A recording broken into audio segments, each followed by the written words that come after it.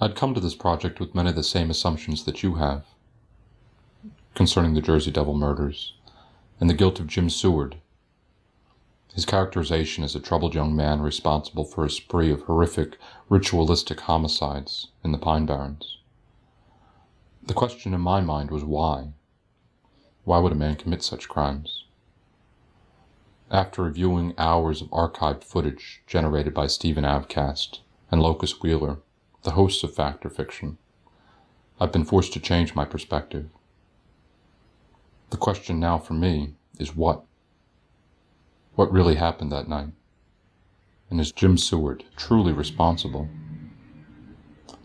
Ironically, in the course of this project, Jim Seward has died in prison under mysterious causes.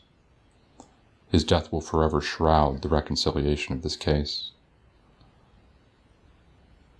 As they said on Fact or Fiction, you decide.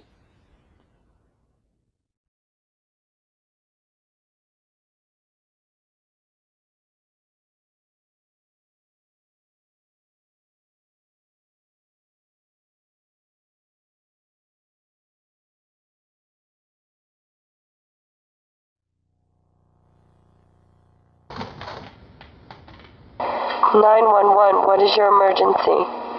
My name is Jim Seward. I just hitchhiked here from the middle of the Pine Barrens, and I can't seem to find the people that I was in the Pine Barrens with, and I was camping with them last night doing a project. Are you lost? I'm not lost. I'm just I can't find the people that drove me here, and I looked around for them, and I went back to the site where we had parked, and they're not at the van, and they're nowhere to be found. I don't know where they are. Their vehicle is still there? The vehicle's still there, and I had to hitchhike to this payphone. How far are you from the vehicle right now? I'm about 5-10 miles from it. I don't know. Okay, Jim, we'll send someone out. Yeah, it would be a good idea. I got a really bad feeling about it. You might want to send somebody out quickly. I have a bad feeling. And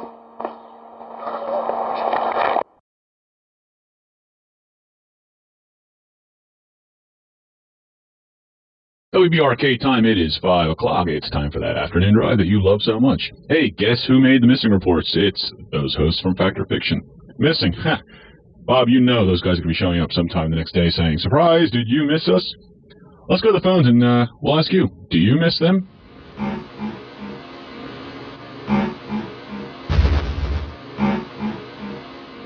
We have found bodies. At this time, we don't know who they are or how many we have found. We cannot assume at this time that it is the Fact or Fiction crew.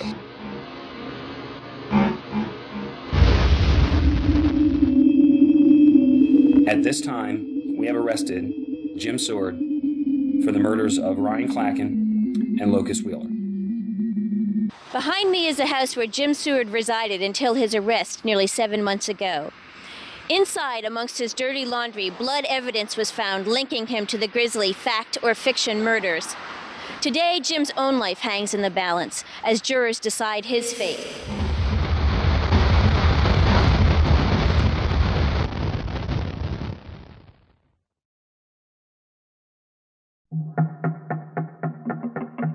I had heard of the Fact or Fiction murders. They were big news for a period of 1 year, and then, like so many things in today's fast-paced world, were forgotten. I was intrigued by how this story was so well documented. How, in spite of the remote location of the murders and the rural nature of the people prosecuting Jim, that these were murders of a high-tech age.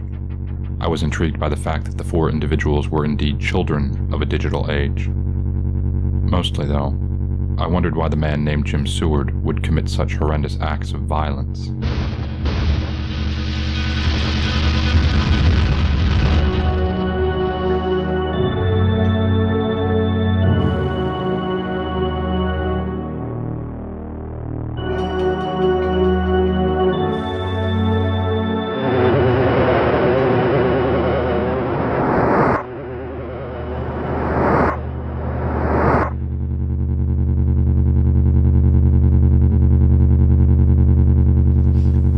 This is Johnny and Locus, and we are live in the Pine Barrens, where tonight we are doing a first ever internet broadcast, cable, ham radio, broadcast, all live, all real. And we are doing it with the help of a psychic and a sound man who has the ability to record sounds from other worlds, otherworldly sounds. Yeah, that's right, Stephen. We're here in the Pine Barrens, southern New Jersey, live and direct, coming right at you in your living room. First ever web simulcast, cablecast, and everybody is on the edge of their seat. And I know you are, because I am, and I'm sure Stephen is too. A little later, we're going to be showing you the campsite, but right now, we're going to do a little recapping, and you're going to see some tape of the history of the legend of the Pine Barrens and the Jersey Devil. They actually lived their show. Fact or fiction. Here's this real eerie circumstances that come to play, and they actually were the victims of it. He had the opportunity. It appears as if he had the motive. He did lure those people up there in a veil of secrecy. I would say, yeah, he fits the profile. Who was Jim Seward? The answer proved more difficult than I imagined. His mother had died 4 months before the murders. His father, 5 years before. The only two people that I was able to speak with that knew him personally were his landlady, Joyce Dreyer, and a childhood psychologist named Dr. Dale Orstall.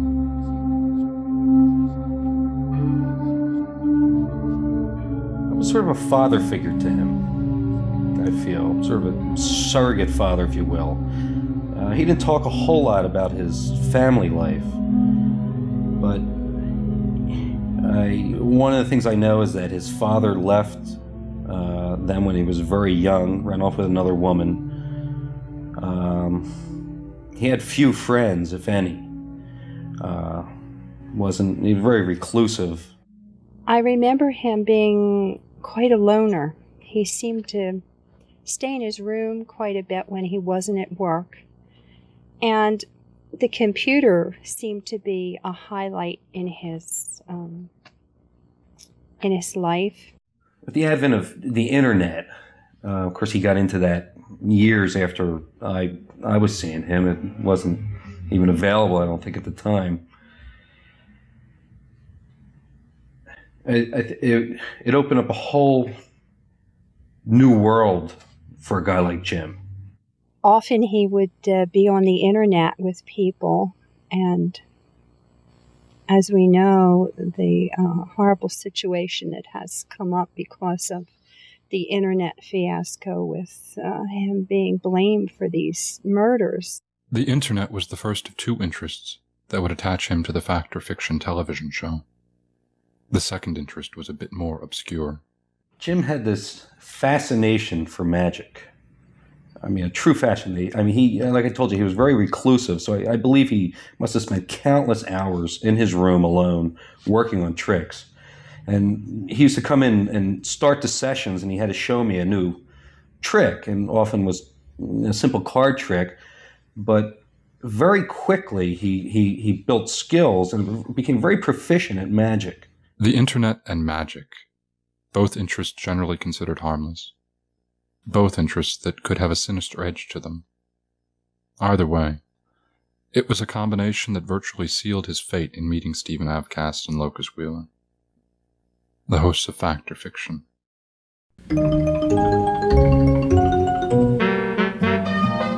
Welcome to Fact or Fiction.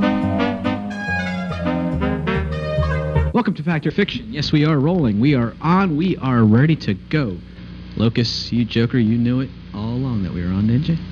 Yeah, welcome to our new show. Well, actually, it's not a new show. It's got a new name. Thanks to everybody out there who helped us come up with this great name, Fact or Fiction. That's right.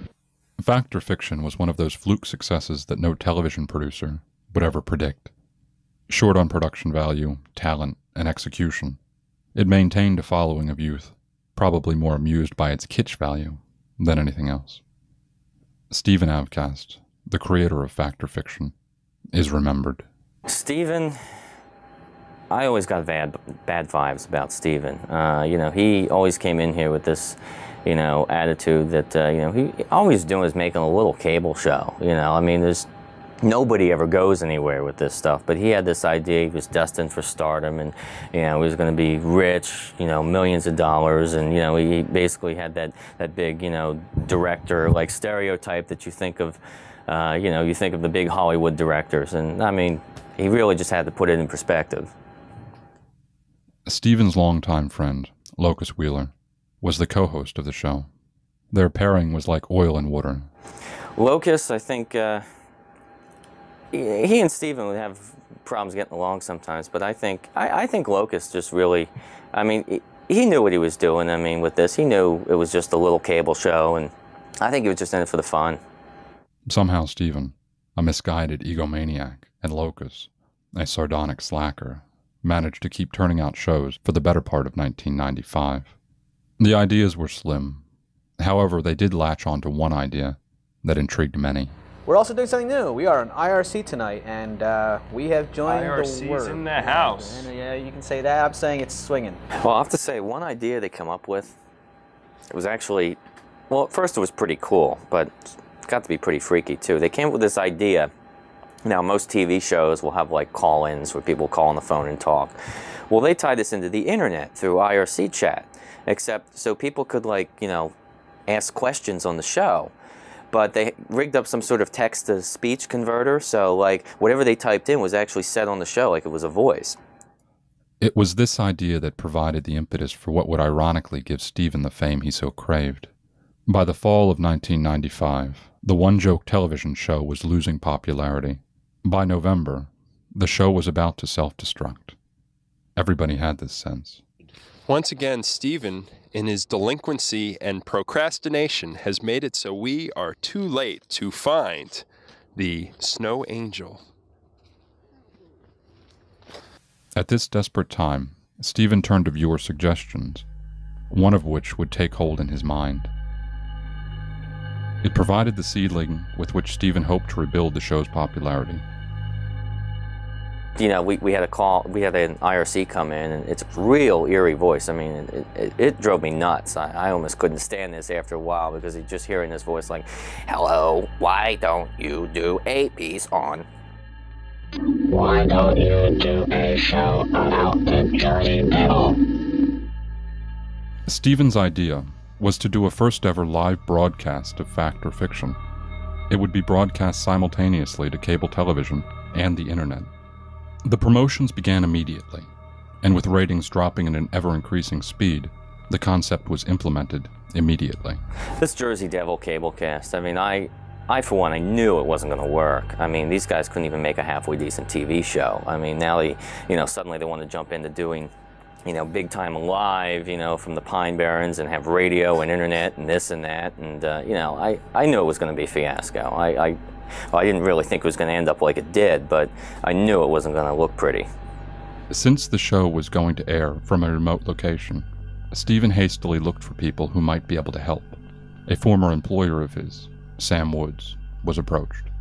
This is the room of Sam Woods. I used to cut his grass. He's a filmmaker, and he used to do soap operas, and we're gonna ask him if he wants to direct the show, because I think he'd be perfect, and he's like a name, and that could really be good for us. So I've had to talk to Locus and try to convince him about it, but he's going for it. Well, here they come, so I'm gonna turn it down. Steven. That's right. Steven. Yeah, and I'm sorry. Locus. Nice to meet you. Nice to meet you. Well, they say up to 50,000 people could possibly be watching at any time, but they don't know exactly how many. But we're selling lots of T-shirts, so that's a good sign, I think. Anyway, we have this idea. We want to take it in this direction where it's going to become much bigger, and it would be really cool if you could help us out. If you could direct the show. I know that you used to direct lots of the soap operas. Network soaps. Right. Yeah. Right. This union of cable access show and former network soap director never made sense to anyone, though it was later discovered that Steven was paying Sam out of his own pocket in an act of desperation to save fact or fiction. All right. You got it. You got it. We're in business. Yeah. Yeah. Let's make some media here. This is cool.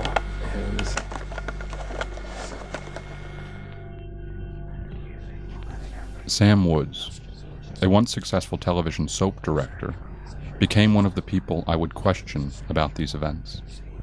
In stark contrast to his work, meeting him was another road sign on my travel into a surreal world.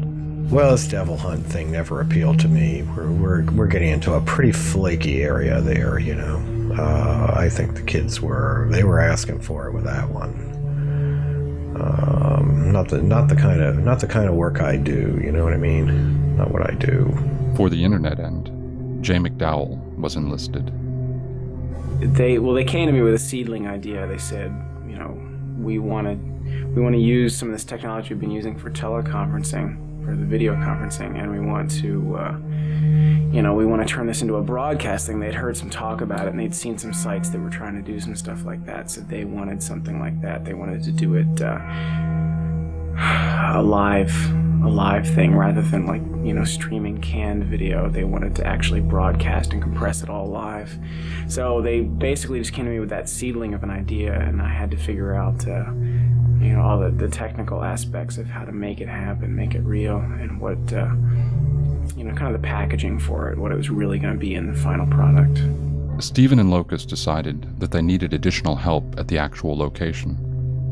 They searched vaguely for a sound man and a guide, and on December 7th, 1995, worlds collided. Okay, we're here at Ryan's, and we've come today to meet him in hopes that he'll be able to help us out on our trip to the Pine Barrens. Basically, Ryan is an audio whiz, and supposedly he's been able to document, you know, paranormal occurrences on tape. So that's what we're going to see today. We're also going to be meeting Jim, who does some psychic things, and we'll see, you know. Hopefully these guys will fit the bill, and we'll be able to go down to the Pine Barrens with them, you know. Could use the extra help. Is that good? Yeah? Got enough? I hope this damn mic works. You ready? Yeah. Okay. Remember, play it cool. Play it cool. Is this going to blow us, this airplane sound? Come on. Steven, this is Ryan, right? Ryan? Yep. How you doing? I'm Locust. Locust. Locust. Here,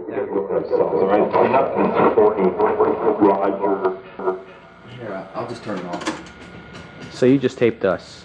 Yeah, I guess so, actually. So do you have like a surveillance setup here or something? Well, or what? for the time being, I kind of did. I just set it up outside. I have like plugins I can plug into the wall and stuff if I need to. At one point, this was like a working studio of some sort. So I think maybe Jim has arrived now. Can you? All right. Oh, okay. How are you? We're predeterminedly met. Hold on. Hey, Jim, what's up? How are you? Doing pretty good. Lotus. Locust. Locust. Locust. Hi. How are you? I'm Jim. It was inevitable that the combination of the internet, a television show about paranormal happenings, and similar ages would draw Jim Seward to Fact or Fiction. So, just to give a little background, you know, basically we're going to be doing this webcast, cablecast in search of the Jersey Devil, the Leeds Devil, down in the Pine Barrens. And basically why we've gotten you guys together here is because you have skills regarding audio and paranormal activity. So we're hoping that you can help us in that way. And you have these psychic abilities. Psychic abilities that I can, you know, I feel that I can really help out. I understand what you're trying to do, and I really think that I can help out. You can help us find a location. You can help us tap into whatever we needed. I can pinpoint that location.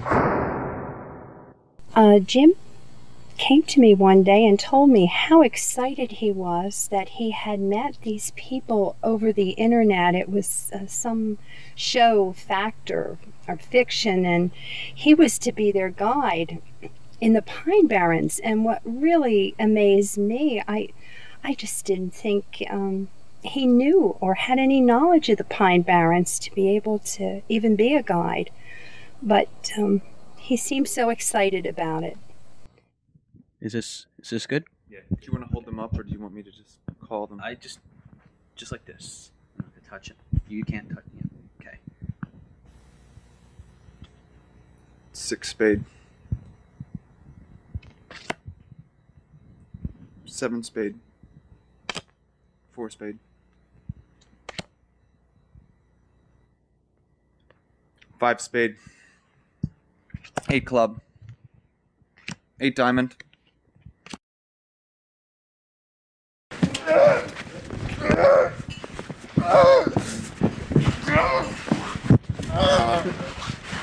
Come on, man. Let's go. Grab his other hand. Grab his other hand. I saw him probably about 2 or 3 weeks before the incident. I ran into him at a shopping mall, and he was very excited about his life. He said he was studying acting. His magic was coming together. People were appreciating it, combined with the acting. I guess he did a few gigs on a small level, but it was going very, very well.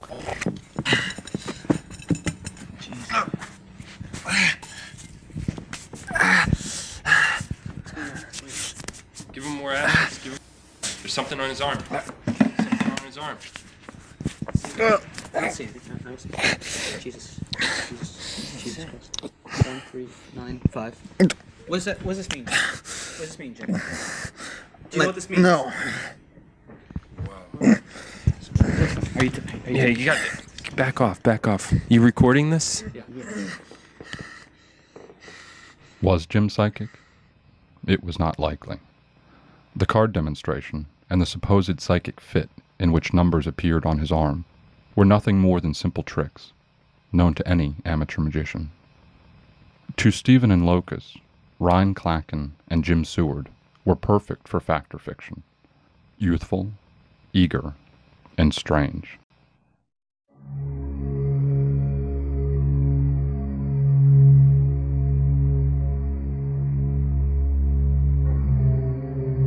On December 15th, 1995, Stephen Avcast, Locus Wheeler, Ryan Clacken, and Jim Seward headed for the Pine Barrens of New Jersey to do a live broadcast in search of the Jersey Devil.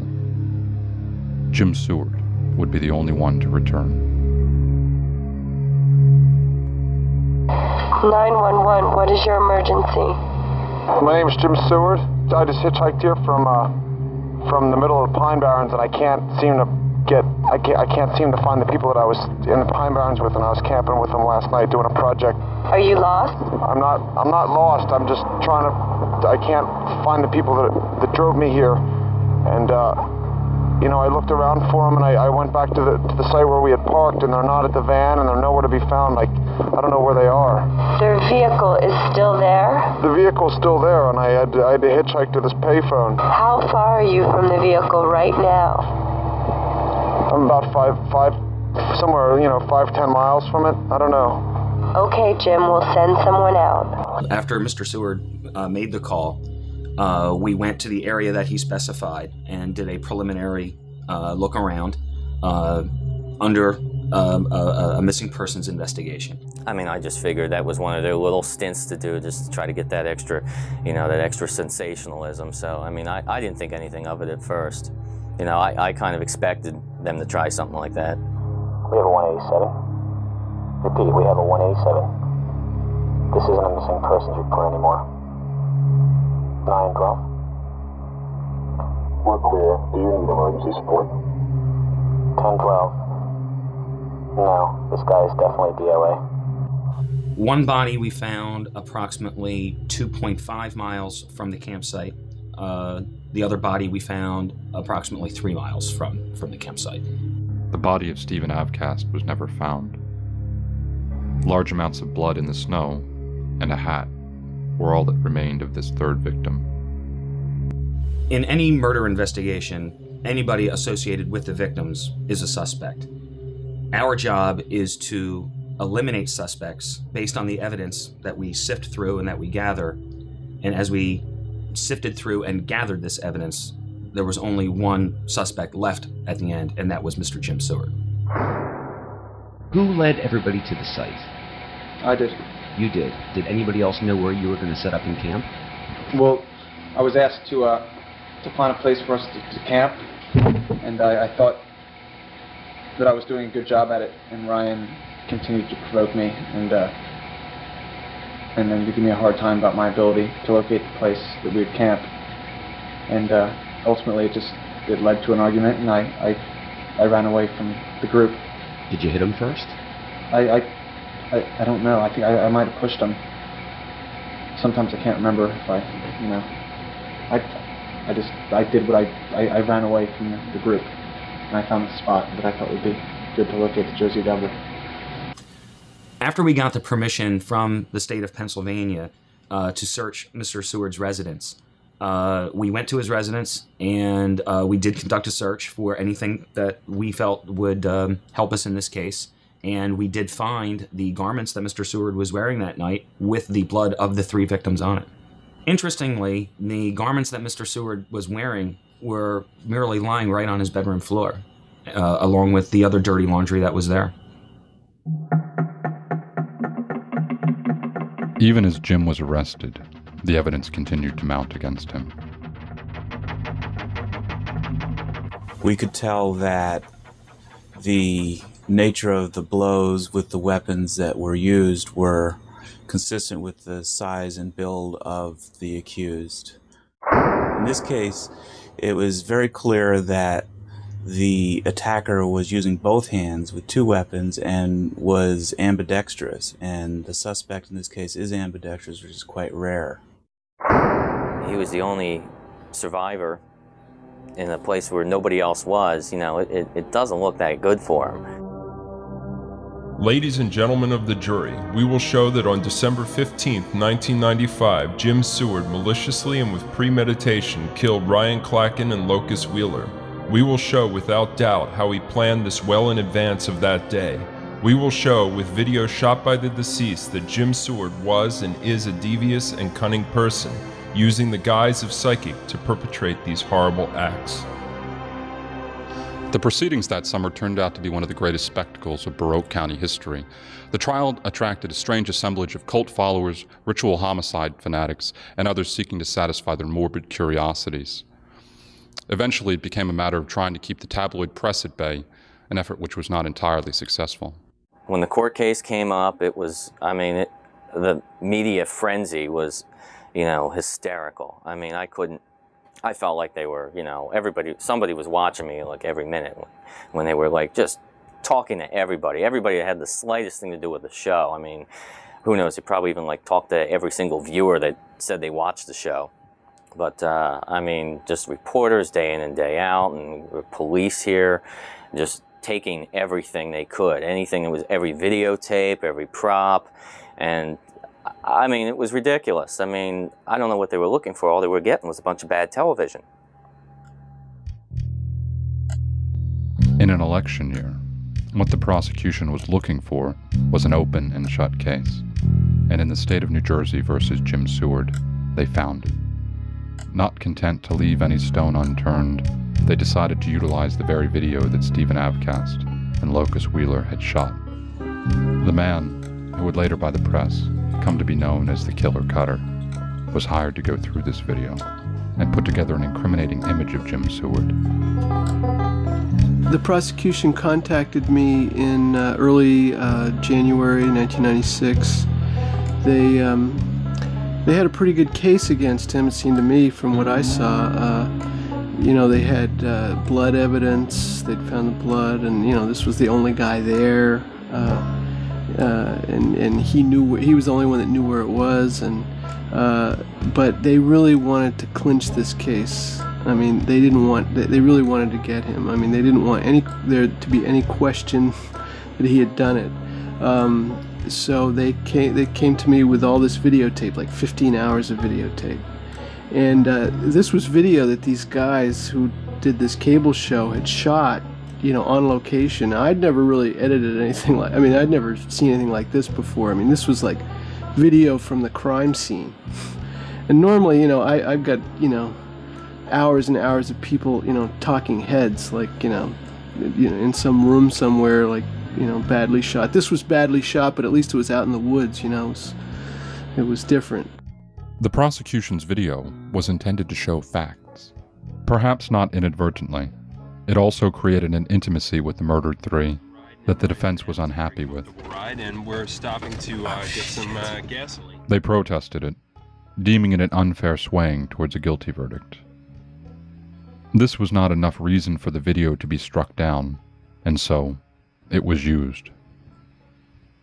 The first point demonstrated that Jim was indeed leading the group into very remote regions of the Pine Barrens, areas where there was no hope for help or aid from the civilized world. The following represents excerpts from the first section of the prosecution video. Over 54 minutes of video showing the four wandering deeper into the pines was shot. It is estimated that the four walked for more than 2 hours before Jim finally decided upon the location of their operations. Hey guys, he's starting to go. Let's get this stuff together. So what's the deal, Jim? Something's coming right through here. When Jim finally found the perfect location, it was more than 3 miles from their van and the nearest access road. The second point was to make evident a defendant who had an agenda warped enough to commit these murders.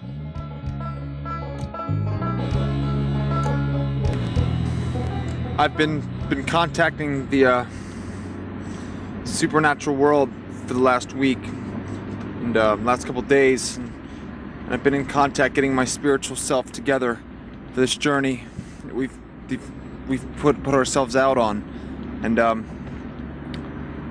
we are headed in the right direction. I can assure you. I can feel it. It's a gut instinct in my body that we're going to find the Leeds Devil, and we're going to settle this case once and for all. I feel that what I'm doing here and for you is perfectly authentic, and it's, I have a feeling inside, it's a definite feeling that we're at a place where the Jersey Devil, we will encounter the Jersey Devil. I know we're headed in the right direction. Repeated phrases, such as, "We're going to settle this thing once and for all," and "I know we're headed in the right direction," seemed to clearly show Jim's agenda. It didn't take much to read into these phrases and see an individual with a plan that was to be carried out in the desolate Pine Barrens. As the prosecution's video progressed, Jim's personality changed, from a quiet and shy person to one that presented the prosecution with an opportunity to show the violent nature just below the surface. Look, man. I'll see you back at camp, man.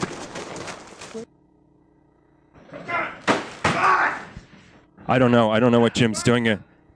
I think he's talking about Burns. An agenda proven, and a potential violent streak proven, the prosecution solidified their first-degree murder case against Seward with video taken in the barn, video in which the original date of the trip appeared on Seward's arm.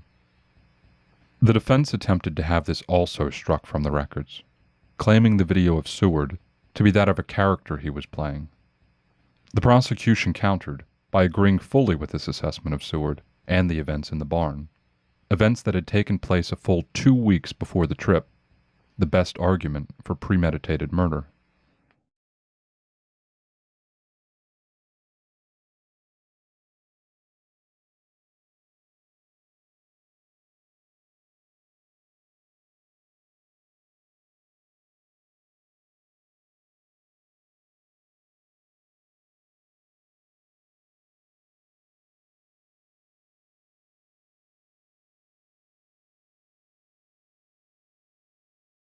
The trip began at sunrise.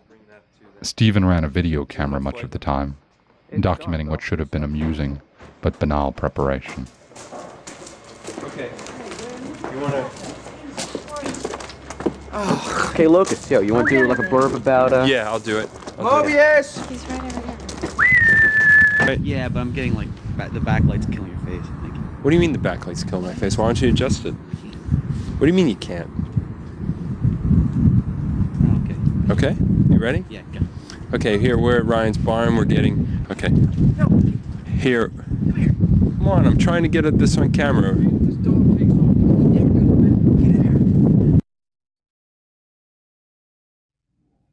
The trip, guided by Jim, took them into the loneliest of areas on a lonely, cold day. Here's to you, Stephen. Thank you. A stop at a gas station was the last obvious landmark before they moved into the unidentifiable roads of the Pine Barrens. Our candy. At a certain point, at Jim's request, they stopped, parked, and started walking into the woods, following the psychic visions of Seward. Now, I'm just saying, if he's going to do it, this is part of the show, we got to do it in the place he thinks is right. Because if we're going to find something, yeah, we could fake it, but I don't go for that. I think we should go for real, and he's off doing his thing. That's why we got him here. I'm just getting cold. But we knew this was going to be it. We all talked about it. We knew we were going to be way out there. Here he comes. Let's see what he says. Be quiet, guys.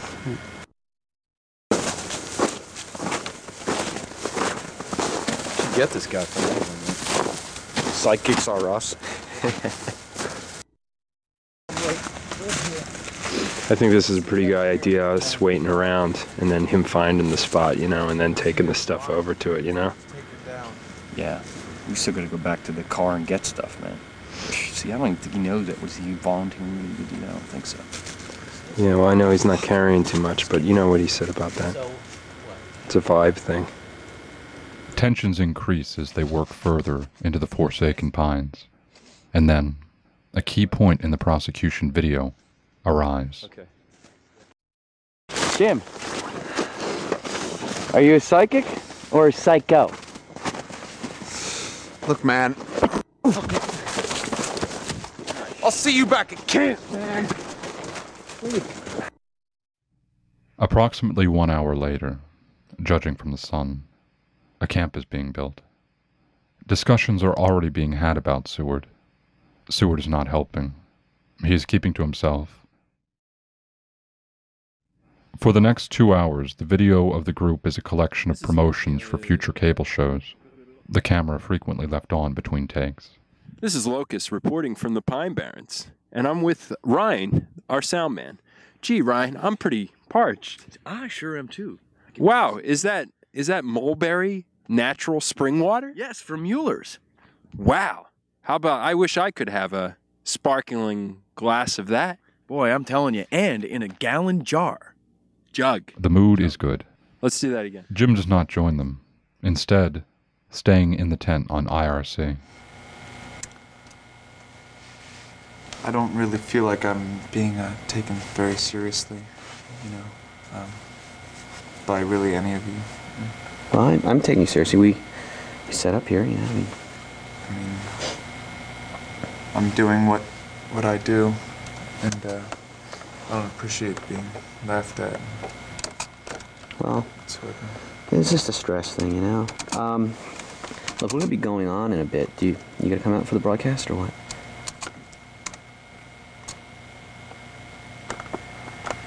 I think that I'll probably stay in here and okay, well, stay on IRC. Okay. At 10 p.m., in what will be the last broadcast, Fact or Fiction goes live. This is Johnny. And Locust. And we are live in the Pine Barrens, where tonight we are doing a first ever internet broadcast. Cable.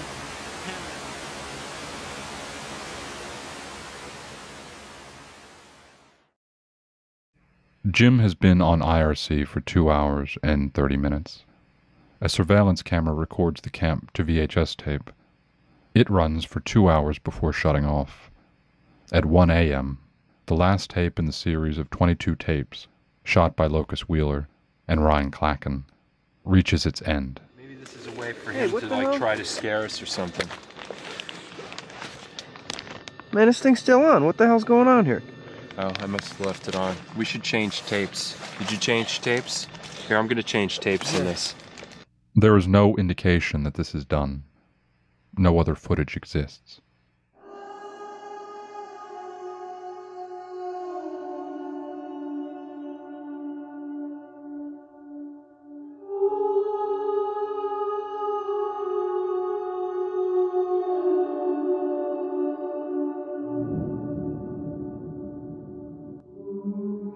The tapes show a group of men going through a wide range of emotions, seemingly enjoying their jaunt into the Pine Barrens. The tape shows the brooding nature of one man who does not share in the frivolity.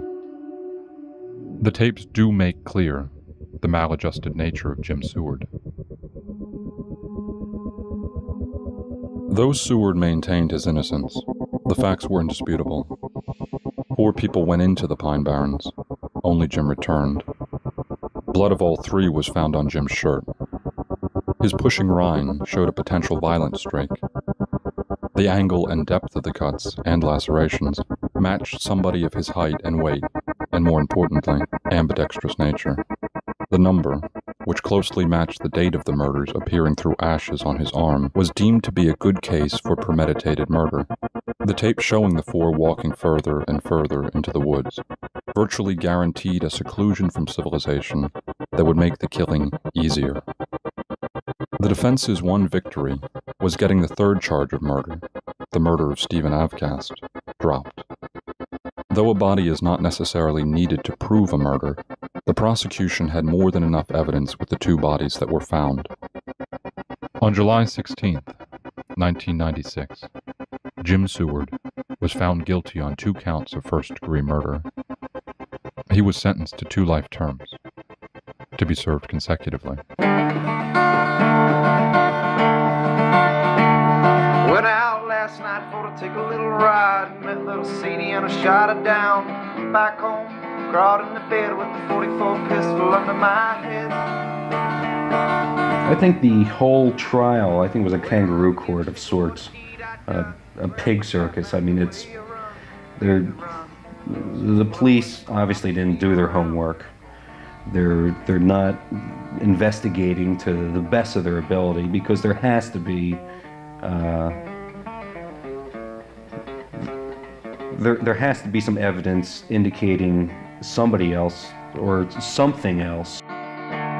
Woke up next morning about 9:30 with the horse and the buggy standing in line. Couple of The case they built up against him, it was all circumstantial. They didn't have any actual evidence that he did this, but I mean, he was the only one there. They really had no one else to go on. I don't consider having the blood of victims all over your clothes as circumstantial. I mean, that's pretty hard evidence as far as I'm concerned. You don't get blood on your clothes from a murder victim, you know, just out of the air. I mean, you have to be there conducting those murders to get that blood on your clothes. I don't consider that circumstantial in the least.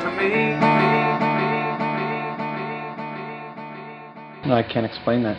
I can't explain why there'll be blood on my shirt. Would you agree that it looks bad? Excuse me? Would you agree that things don't look very good for you right now?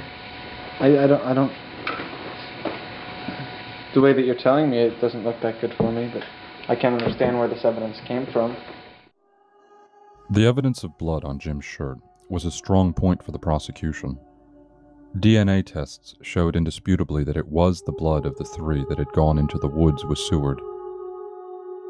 As I look at the images of DNA patterns and pools of blood, I wonder though if perhaps the jury, anxious not to ignore DNA evidence, as had happened in other trials, perhaps looked too closely. Through the magnifying glass of the prosecution's microscope, the evidence was solid. However, a macroscopic view begged another question. Could the master of this orgy of violence have walked away from his work with merely the equivalent of 17 eye drops of blood on his shirt and nothing else? You know, every piece of evidence they would get, you know, they'd, try to tie it somehow instead of thinking, okay, well, gee, does this have anything to do with something else? They would always take a piece of evidence and go, well, gee, how could Jim have done that, have used this, And it's kind of like, after a while, it's like building up like a, you know, a house of cards, you know, and after a while they just kept building up, and eventually they had enough build up to, you know, get a case against them. I wasn't really monitoring their conduct outside the camp, you know. I was doing my thing. What were you doing? I was on IRC. In the tent? Yeah. All night? All night. About what time did you start on IRC? Probably around 8:30. When we interviewed some of the individuals that Mr. Seward claimed to have been talking with on IRC that evening, and they have all, and we've looked at their logs as well too, their chat logs from their computers, and we have determined that there was about a 45-minute gap between when Mr. Seward made one comment to when he made the next comment, and 45 minutes is an awfully long time to not be responding to other people on the internet. They say the signal dropped out, so you know Jim could have walked away, and I guess that is possible. It is possible, yes. You don't necessarily have to be a world-class sprint runner to cover that amount of ground in 45 minutes.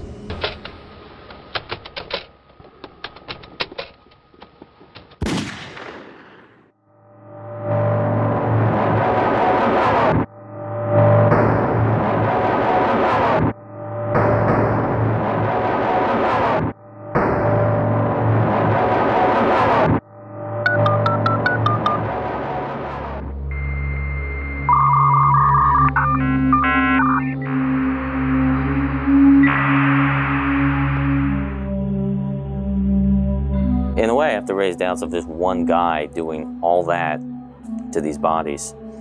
The murdered pair, they're darlings of the media. I mean, it was one of the reasons they jumped on this whole thing so quickly and had to come up with a conclusion of what happened was just that. It was their very own. As professionals in law enforcement, we do not feel the pressure from outside sources, be it the media or otherwise, to conduct our investigations. We conduct them to the best of our ability at all times. There were no other suspects to apprehend or to interview or to consider. All the evidence pointed that Mr. Seward was the only suspect, and therefore all we had to do was gather the evidence to prove Mr. Seward's guilt. We did not have to gather evidence to gather other suspects.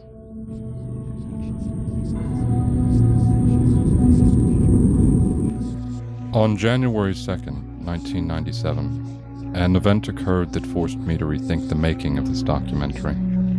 The very thesis with which I had begun this journey.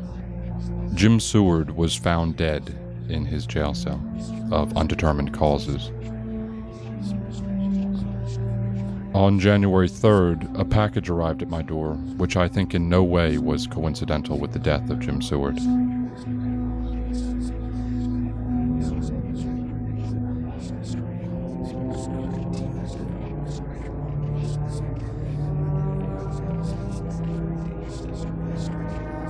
The acquiring of mysterious videotape has changed the mood behind the making of this documentary.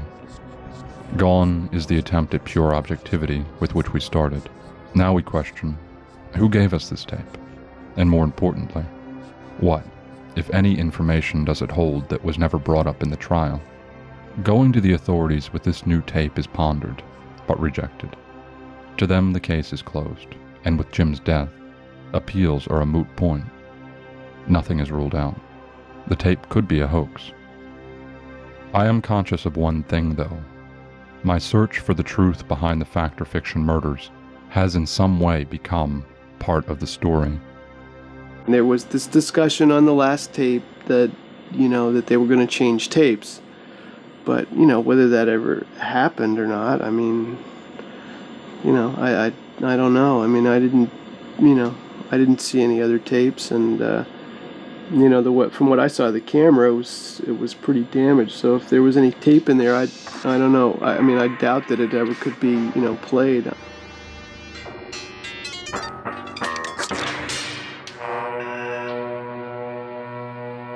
My name is Michelle Monarch. I'm a magnetic media data recovery specialist. The particular videotape that I was given was mangled almost beyond recognition. I digitized sections of this particular video, placed it into the computer, and am now reconstructing the actual picture frame by frame. And I have to guide the computer to complete these pictures. There were some that were easily captured by the computer, others were unrecognizable, and I'm rebuilding them now at this time.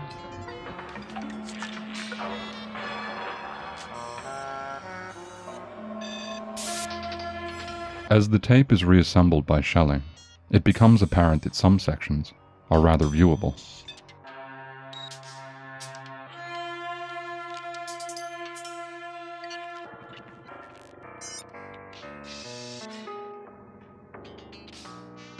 And we'll do one of you. And I'll say, like, yeah, I'm I'm here while Locus is out hunting for the Jersey Devil. And I'll be like, shut up. Or, yeah, you can be like, I don't see him. No, we better not do that because, we've got to deliver on this show. This is the big one here.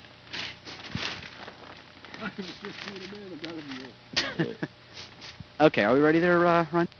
Now, right now... do you want me to still be rolling on this stuff, Steven? Do you want to state that whole thing? I think I kind of could hear you. I've been rolling the camera, just messing around, shooting camp stuff. But could you, what was the deal with... I don't care if you hear this or not on the camera. I mean, this is never going to make it anything but the cutting room floor, as they would say in the film days. From what Sam was saying. Sam, boy, even he was never... All right, man, hang on a second. I don't want to be like a bitch all night, Good, this works. All right, so I'm going to take a walk out into the woods here and just sort of scout out the location.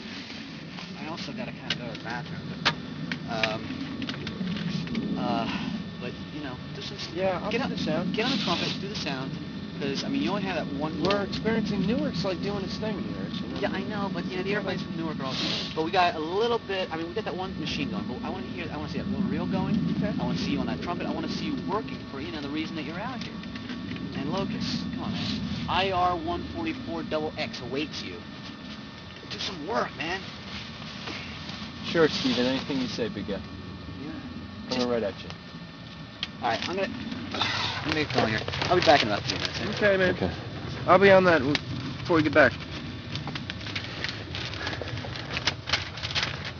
You do me a favor, flick on the machine, will you? There goes the little tyrant. Here, come on, I got the camera rolling. Do a little Steven imitation for me. Just, you'll drain my veins. Oh!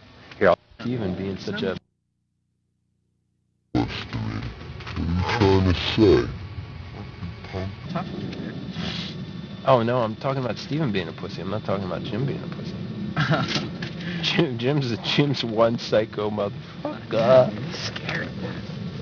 You want to let me get that on. Let me get that for camera. Jim knows that I said that. That thing isn't running, is it? Of course it's running. We're supposed to record everything. Here, give me a Jim. Why don't you do that line that you said when you were out of the bush? What did you think when Jim pushed you?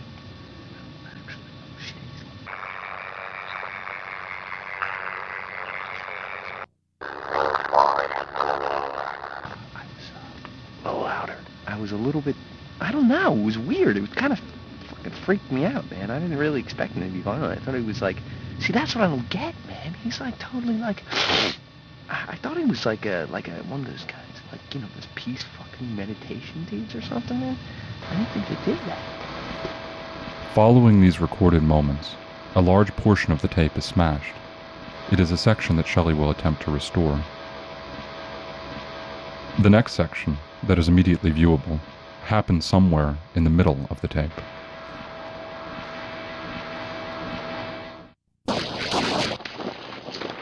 Steven! The first thing that is apparent is that this is tape shot by Locus and Ryan. Steven is nowhere to be seen. They are searching for him.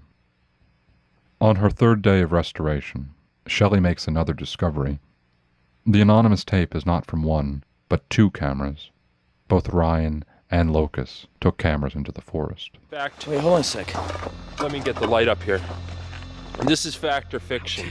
We can't find Steven. Here we are in the Pine Barrens on a trip that he drug us out here for. We did a webcast, simulcast, cable cast that really was pretty poor if you ask me. But that doesn't matter at this point because Steven, our main host, is missing. Johnny Love is gone. He's gone and we can't find him. All I want to do is drink some beer at the camp. Show. See, this is for you, Steven. Even though we don't know where you are, we just want you to know that we're being really loyal to this whole shoot everything. Oh man, come on now. Where's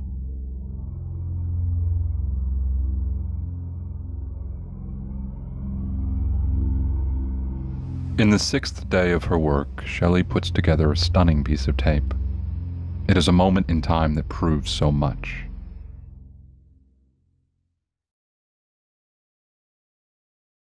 the print? I think it goes off this way. Do you see anything over there? For a while. Do you know what time it is? Oh man, I think it's late. It's like 2:45. 2:45. Yeah. Ryan and Locust were alive and speaking the time to one another when they were supposed to be being killed, and they're alive and they're saying the time on the video. To me, that proves that Jim absolutely was not killing him at that time. Jim's an innocent man, and this was not investigated in any way, shape, or form.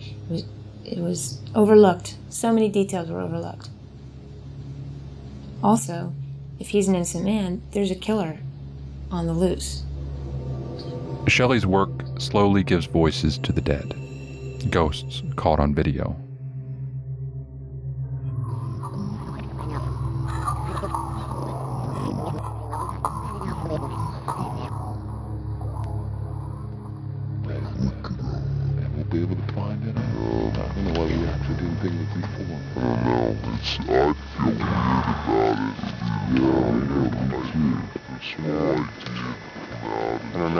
I feel weird about it.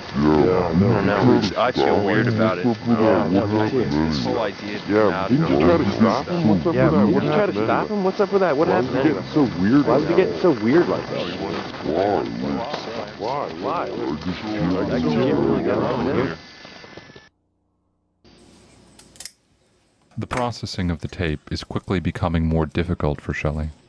Now only bits and pieces tell the story of what happened in the woods.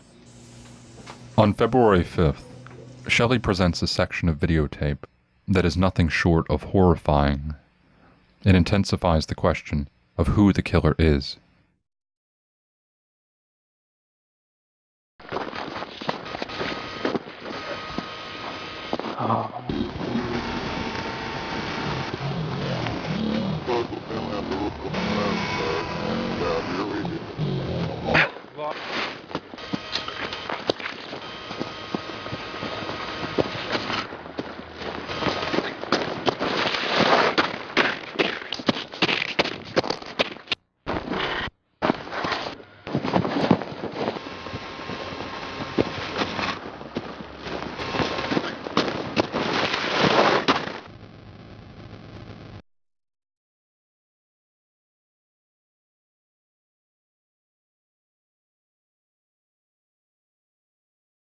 On February 7th, Shelley finds what she thinks is the same moment in time from Locust's camera.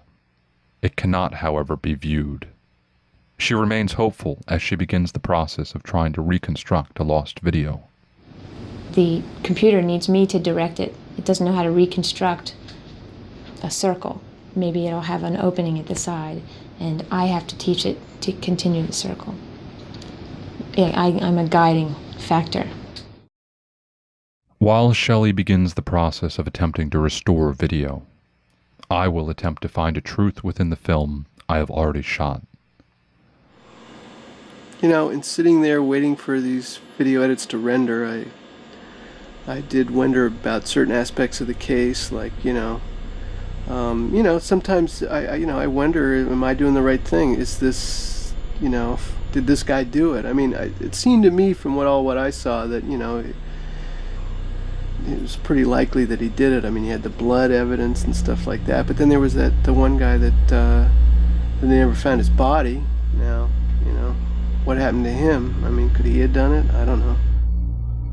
It is an obvious question. A question I had presented to all the people interviewed. The tape restoration is showing Locus and Ryan searching for Stephen, which only makes the question more relevant. What happened to Stephen Avcast? By process of elimination, I proceed. We did find some blood, and of course the infamous Johnny hat that was found. We were never able to find any more remains of that person, so we don't know if he's dead or alive. They never found Stephen's body, but they found Johnny. But they found his hat, you know. So I mean, I don't know. It's just weird that the only thing left of him is a hat. Coming right at you. All right, I'm gonna get going here. I'll be back in about 3 minutes. Okay, man. Okay. I'll be on that before we get back. We don't think that Mr. Avcast would be able to set up Mr. Seward because the amount of blood that we found of Mr. Avcast is so great that he would have bled to death trying to set Mr. Seward up. There goes the little tyrant. Oh, whoa, man, check it out, man. What? Here, find that over there. Oh, wow, what's that? I don't know, man. There you go. Looks like a light. Yo, it's Stephen's light. What? It's Stephen's light. Yo, Steve! Steven! In finding that Jim's alibi holds up, we have to attempt to answer the question raised. Who killed these people? The likely suspect would appear to be Stephen. As I watch these frames, though, I see no recognition in Locus's face. I see Locus, a man larger than Stephen, turn tail and run, as does Ryan. Stephen Avcast, being the culprit of the horrendous massacre that took place in the minutes that followed this tape, is impossible to believe. Along with the amount of blood that belongs to Stephen Avcast, this makes me believe that he also was murdered in the Pine Barrens. I am now also of the belief that the killer was somehow something more horrendous than possible to imagine.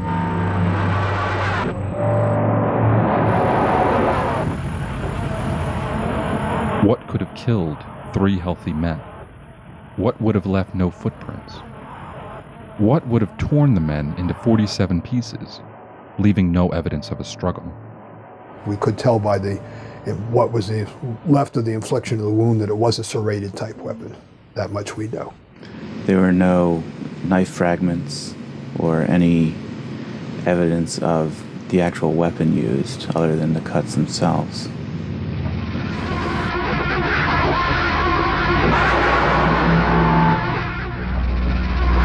Well, we're a rural county. We have people who are not greatly educated. Rumors and folklore are common. I put no credence in anything of that nature. I just go by the facts that the police were able to ascertain. A monster? Yeah, I think this person's a monster. I don't believe fact or fiction. I don't believe the fiction. I think that this is a person, and I'm going to find out who it is. I'm going to reconstruct and do my job to recover what has been lost. The facts. It is as though the Jersey Devil is a monster reborn in a digital age, reborn on the internet. A demon captured on IRC logs, mangled video, whispers in the dark. It is to these that I look. It's totally anonymous. I mean, you can't trace a call. You don't know if it's man, woman, old, young. You don't know anything. You don't know where it's from.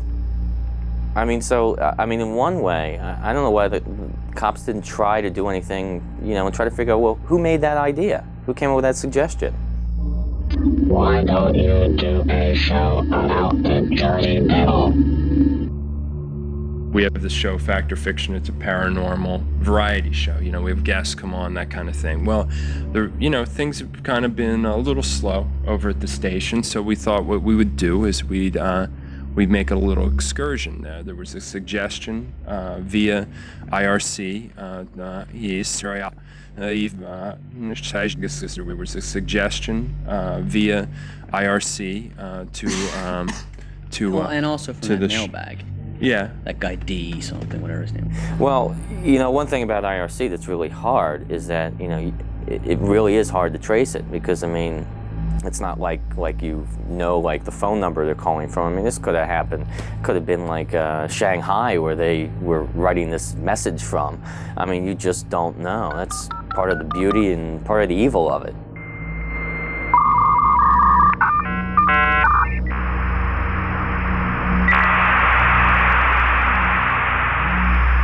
It is amazing to be so near, yet so far from the possibility of knowing who the killer is.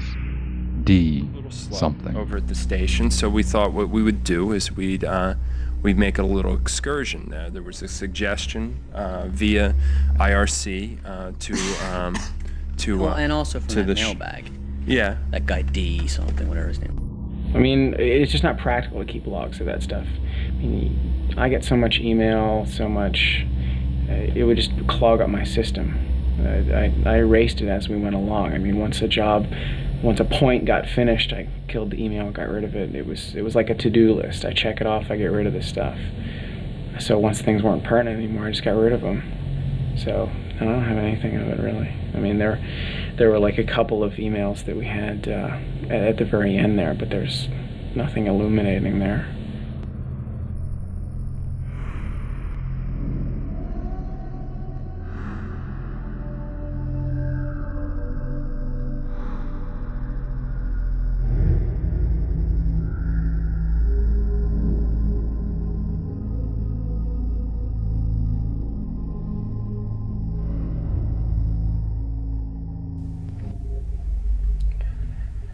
It gets harder and harder to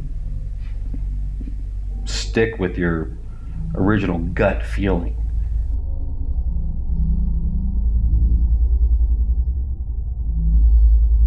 I mean, because of the media, you know, and the attention that the whole case is getting and how one-sided, lopsided the whole thing is, and you start to think, maybe he did do it. Maybe there's a side of Jim that I don't know that was capable of such an atrocity.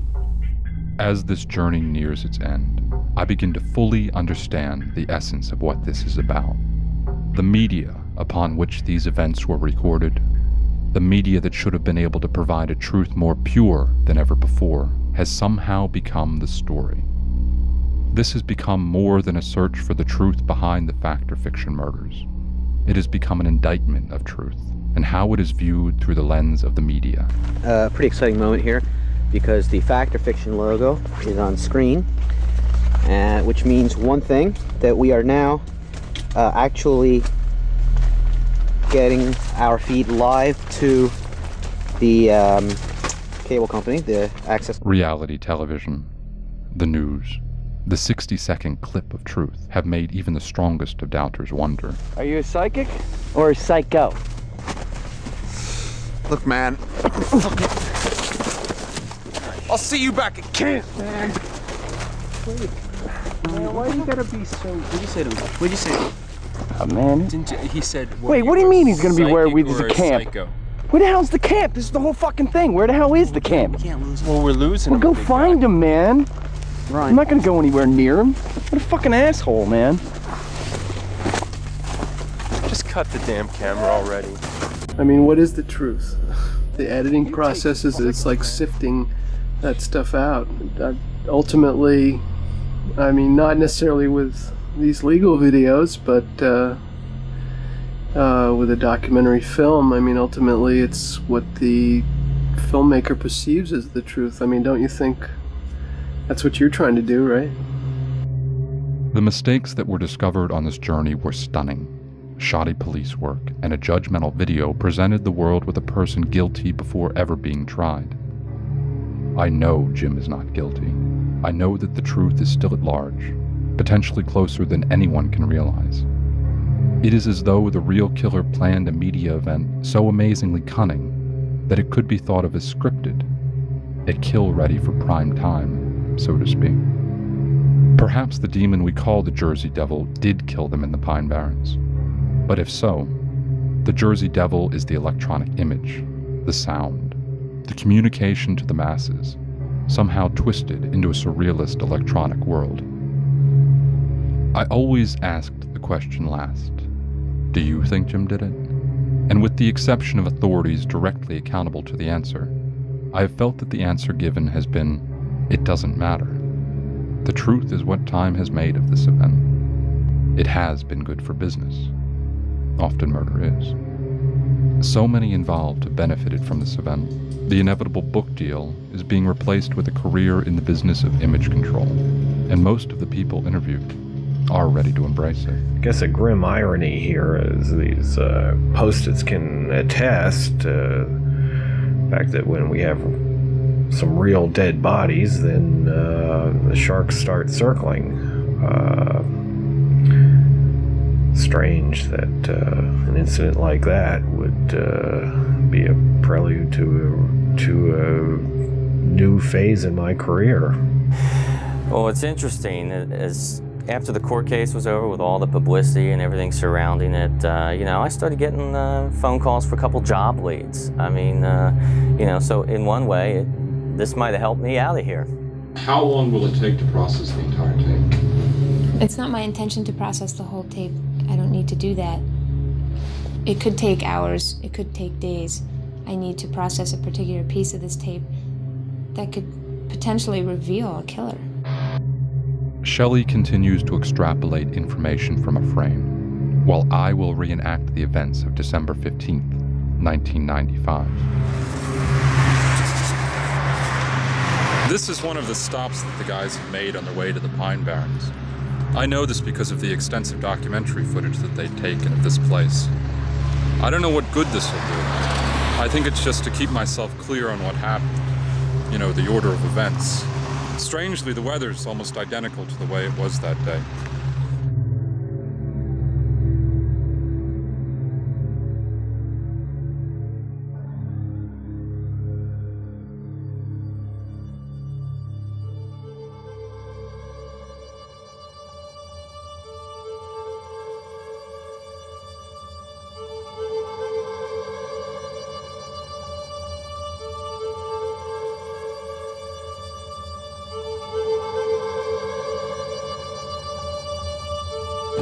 I'm now traveling an access route that I know Stephen and Locust had taken for the Jersey Devil project. We're in the midst of the Pine Barrens at this point. And what I'm hoping to do is see if I can't do a recreation of the campsite, perhaps the murder scene. Hopefully traversing this won't be too big of a problem. I'm using this video camera just as a matter of convenience. Using film out here would prove to be logistically too difficult. Hopefully we can get you some good footage and really try to demonstrate the intrepid nature of Stephen and Locust. From the memory of Eden's door to the dust lying on your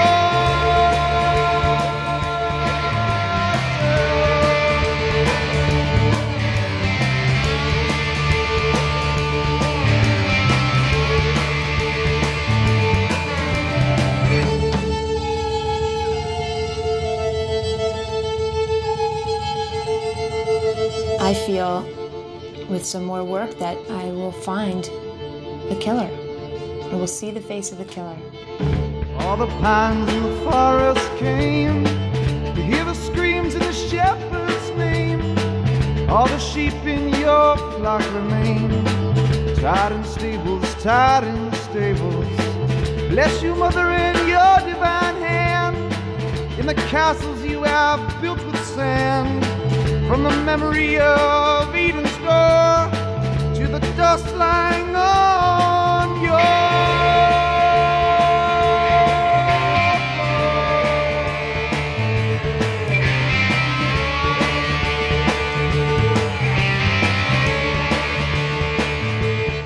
This site is a very close approximation of the one used by Stephen and Locus on the night of the Jersey Devil episode. They'd chosen a clearing similar to this one as base camp for the telecast. When they ventured onto the Pine Barrens with their cameras, they would never return alive again. The documentary footage that they generated on that evening proves irrevocably that Jim Seward was not responsible for their murders, that Locus and Ryan Clacken were actually alive at the time they were ostensibly killed, and that the police case was shoddy at best. What is the Jersey Devil? It's a man wandering into the Pine Barrens never to be seen again. It's a mangled animal found on one of these access roads. Or perhaps it's something that rests within our psyche and we'll never truly understand. I've been on this project for months now and haven't come to a clear definition of what actually happened or who was responsible. All I know is that it's a mystery and it may permanently remain so.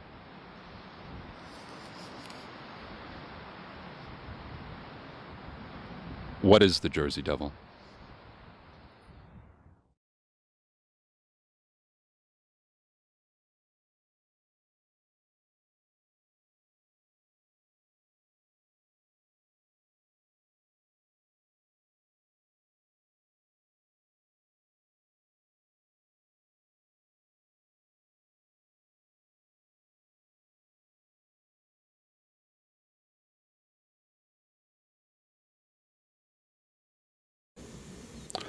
I'm now outside of Shelley's studio. All the media, all the interviews. The truth comes down to this one frame.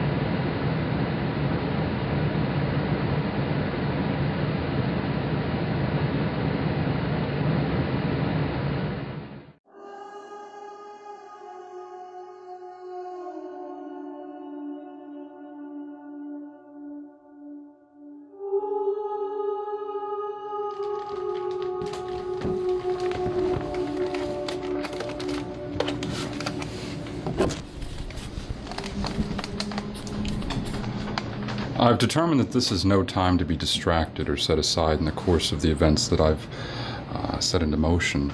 My next step will be going to the Pine Barrens for a reenactment of the murders of Stephen Avcast, Locus Wheeler, and Ryan Clacken.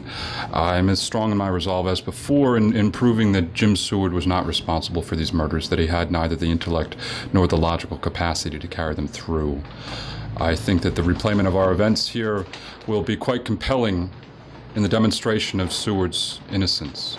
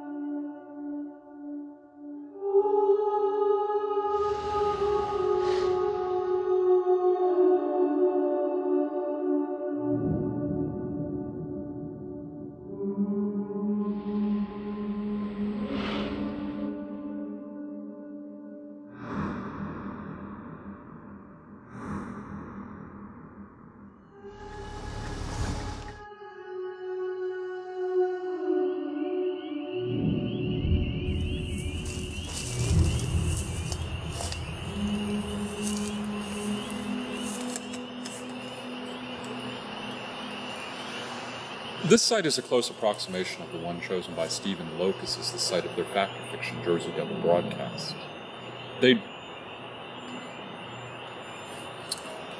This site is a close approximation of the one chosen by Stephen Locus as the site of their fact-fiction Jersey Devil broadcast. They'd chosen a clearing similar to this one as base camp, and then ventured into the Pine Barren with their camera. This site is a close approximation of the one chosen by Stephen Locus as the site of their fact-fiction Jersey Devil broadcast. They'd chosen a clearing similar to this one as base camp, and then ventured into the Pine Barren with their cameras to find Jersey. This site is a close approximation of the one chosen by Stephen Locus as the site of their fact-fiction Jersey Devil broadcast. They'd chosen a clearing very similar to this one as base camp, and ventured out into the Pine Barrens with their cameras to try and capture the Jersey Devil. This site is a close approximation of the one chosen by Stephen. The documentary footage that they generated that evening proves irrevocably that Jim Seward heard nothing. They'd chosen clearings.